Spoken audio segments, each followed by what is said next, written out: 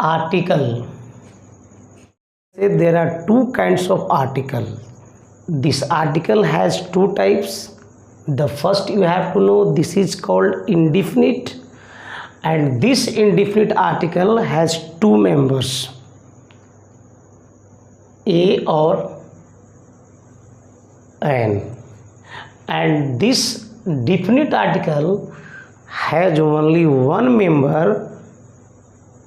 This is called the का प्रयोग। याद रखिएगा, the article the is use to show before the name of reverse.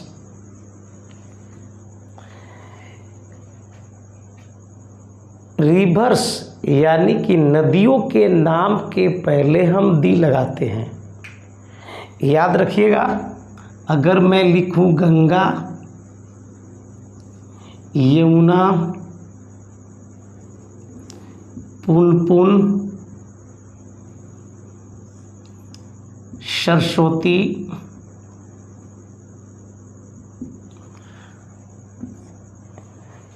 याद रखिएगा, article the is use to show before the name of rivers. जहाँ पर नदियों का नाम होगा ठीक उसके पहले याद रखिएगा दी का इस्तेमाल होता है। If you are finding the name of the river in the sentence, you should use this word the, यानी कि नदियों के नाम के पहले आपको दी लगाना होगा। सपोज दैट अगर मैं लिखूं गंगा, तो गंगा के पहले the Ganga, that will be right. The Yamuna, the Punpun और the Saraswati, a lot of rivers name. Okay, I give you a sentence to solve this. Students, these are two sentences for you and it has double fillers. You have to fit these options because you are watching there are two types of gaps, this one and that one. Now this is your options here, okay? And this second questions, Ganga is holy or Ganga is holy river, so which kind of options can you fit? Please fit here. याद रखिएगा, what is this? Ganga नदी के नाम है, तो ठीक इसके पहले आर्टिकल द का इस्तेमाल होगा। अगर द का इस्तेमाल होगा तो याद रखिएगा ऑप्शंस आपका ये भी आपका ऑप्शंस बी, तो इसमें भी दी है और इसमें भी दी है। अगर गंगा है, चूँकि सी में ऑप्शंस नहीं है, तो मैं सी को पहले काट दिया। याद रखिएगा, ये गंगा के पहले तो दी आएगा, दैट्स डेफिनेट। और होली रिवर, होली अपने आप में एक एडजेक्टिव है, तो ये अपने आप में एक एडजेक्टिव है, और इसी एडजेक्टिव के बाद ये तुम्हारा नाउन हुआ। और नाउन कैसा है? वह सिंगुलर काउंटेबल नाउन है, तो आर्टिकल तो तय है, तो आर्टिकल सर इसके पहले ए आएगा। अब ये जो बी ऑप्शन है वो कट गया, आपका आंसर हो जाएगा ए। याद रखिएगा, दी गंगा इज होली रिवर, ये आपका सेंटेंस सही होता है। Ganga is Holi, excuse me, Ganga के पहले आपको द लगाना है। अब द लगाना है तो फिर से मैं सी को और डी को बाहर भेज देता हूँ। अब दी गंगा इज होली, और याद रखिए होली अपने आप में क्या है? एक एडजेक्टिव है। और अगर आप यहाँ पर आर्टिकल को फिट कीजिएगा तो आर्टिकल डिमांड्स कि नाउन कहाँ पर है, और यदि नाउन नहीं है तो फिर आर्टिकल नहीं आएगा। तो याद रखिएगा आपका ऑप्शंस हो जाएगा बी, ए भी अपने आप से बाहर हुआ। याद रखिएगा, नाउन नहीं, आर्टिकल नहीं, दी का दूसरा फंक्शंस मैं बताने जा रहा हूँ। Article the is use to show for geographical directions. Geographical directions के पहले आपको दी लगाना है। एक वर्ड है आपके पास न्यूज, याद रखिएगा, एक न्यूज होता है, यही चारों डायरेक्शंस का आपका नाम है। N north, E east, W west और S south. These are called geographical directions. यही आपका जियोग्राफिकल डायरेक्शंस है। तो ठीक इसके पहले आपको दी लगाना होगा, याद रखिएगा। The north, the east, the west, the south. Now I give you sentence to solve. Okay students, this is your questions, please solve this. Where is your answer? Where is your answer? Because you have a 4 options. ये 4 options को 2 blanks में आपको fit करना है। Okay? Listen to me. The sun rises in, याद रखिएगा ये word आपका ईस्ट है। अगर ईस्ट है तो ये ज्योग्राफिकल डायरेक्शंस है, और जियोग्राफिकल डायरेक्शंस के पहले आपको दी लगाना होगा। तो याद रखना, यहाँ पर आपको दी फिट करना होगा। यहाँ पर आपको वेस्ट दिखाई दे रहा हो, ये भी एक जियोग्राफिकल डायरेक्शंस है, तो इसके पहले भी आपको दी लगाना होगा और इस वर्ड के पहले भी दी लगाना होगा।